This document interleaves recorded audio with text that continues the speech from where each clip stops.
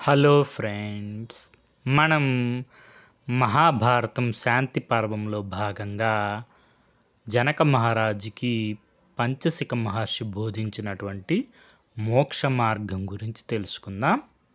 ధర్మరాజు భీష్మాచార్యుల వారిని ఇలా అడుగుతున్నారు.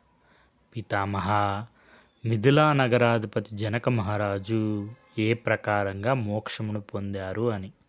దానికి సమాధానంగా భీష్మాచార్యులు వారు ఈ విధంగా చెప్పసాగారు.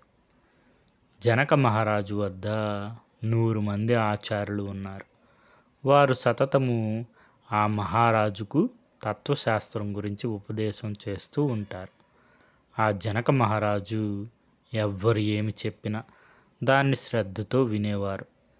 ఆ సమయంలో పంచసికుడు అనే ముని భూలోక సంచారం చేస్తూ మిథిలా నగరానికి వచ్చారు.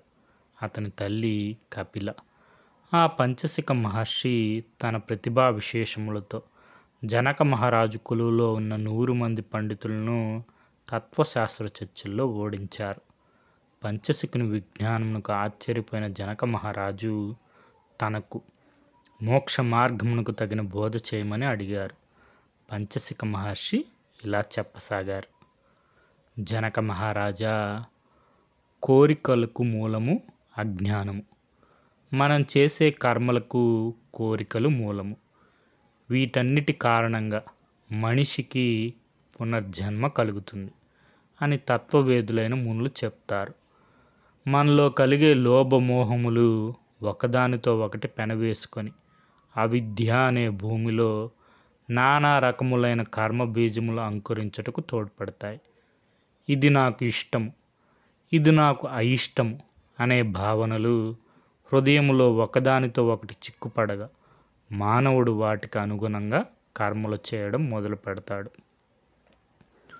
ఆ కర్మబంధములో మునిగిపోయి తనను ముసలితనము, మృత్యువు కబలిస్తున్నాయన్న విషయం మర్చిపోతాడు. మానవుడు తన దైనందిన జీవితంలో ధనము, బంధువులు, భోగములు మొదలగునవి అస్థిరములు అని తెలుసుకొని వీటికి దూరంగా ఉంటే మనస్సుకు శాంతి చేకూరుతుంది, తుదకు మోక్షం కలుగుతుంది అని పంచసిక మహర్షి చెప్పారు. మహానుభావ, కేవలం వైరాగ్యం వలనే మోక్ష ప్రాప్తి కలుగుతుంది అనుకుందాం.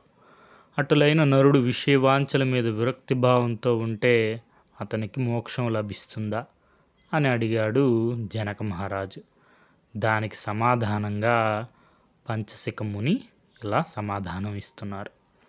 జనక మహారాజా, సంతోషము ఇష్టము, సుఖము, ఆనందము, శాంతి ఇవన్నీ సాత్వికానందములు సత్వగుణము అలవర్చుకున్నందువలన కలుగుతాయి.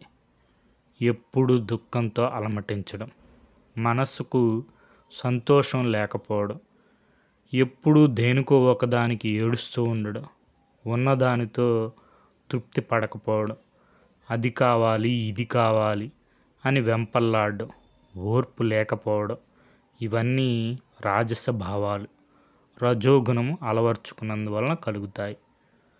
విపరీతమైన ఉద్రేకపూరితమైన ఆలోచనలు, కలల్లో విహరించడం, ఎప్పుడూ ఏమరపాటుగా ఉండడం, భ్రమల్లో మునిగి తేలడం, ప్రతిదానికి విజృంభించడం, ఊగిపోవడం, అలసత్వం, ఆలస్యము, సోమర్తనము ఇవన్నీ తామస లక్షణములు. తామస ప్రవృత్తిని అలవర్చుకుంటే కలుగుతాయి. సత్వరజస్తమో గుణములు ఒక్కోసారి ఏదో కారణంగా కలుగుతాయి, ఒక్కోసారి అసలు ఏ కారణం లేకుండా కలుగుతాయి, ఒక్కోసారి మన మీదనే తిరగబడతాయి. మన మనస్సు సుఖ సంతోషాలతో ప్రశాంతంగా ఉన్నప్పుడు అది సాత్విక భావమని, మన మనస్సుకు ఎనలేని దుఃఖం కలిగినప్పుడు, అశాంతి కలిగినప్పుడు అది రాజస భావమని, ఏమీ చేయడానికి తోచకుండా స్తబ్దతగా ఉండడం తామస భావమని తెలుసుకొని ఆ భావాలకు దూరంగా ఉంటూ మనస్సును నిర్మలంగా ఉంచుకోగలిగిన వాడికి ఈ సంసార బంధముల నుండి మోక్షం కలుగుతుంది. మన మనస్సును ఆ స్థితిలో ఉంచుకొనడానికి వైరాగ్యమే మూలం. ఈ సత్వరజస్తమో గుణములకు ఆత్మతత్వంలో లీనం చేస్తే మనసు తన్మయత్వం పొందుతుంది. అప్పుడు ఆ 3 గుణములు సముద్రంలో కలిసిన 3 నదుల్లాగా రూపం లేకుండా పోతాయి. కాబట్టి నరుడు సుఖము దుఃఖములు వెంటపోక మనస్సును అంతర్ముఖం చేసి ఆత్మతో అనుసంధానం చేస్తే మనస్సు ఆత్మలో లీనమైపోతుంది. ఈ కర్మబంధముల నుండి విడిపడిన ఆత్మ కుబుసం విడిచిన పాము వలె ప్రకాశిస్తుంది అని చెప్పారు పంచశిఖ మహర్షి జనక మహారాజుతో. ఆ ప్రకారంగా పంచశిఖుని వలన బోధింపబడిన జనక మహారాజు ఒకసారి మిథిలా నగరం తగలబడిపోతున్న ఏమీ దుఃఖపడకుండా వైరాగ్యంతో నిశ్చలంగా ఉన్నారు అని భీష్మాచార్యుల వారు ధర్మరాజుకి చెప్పారు. ఇది మనకి మహాభారతం శాంతి పర్వం చతుర్థ ఆశ్వాసంలో భాగంగా పంచశిఖ మహర్షి చేసినటువంటి తత్వబోధ. మూలం మహాభారతం, తెలుగు అనుసరణ కవిత్రయం పాదరేణువు మొదలు వెంకట సుబ్రహ్మణ్యం గారు.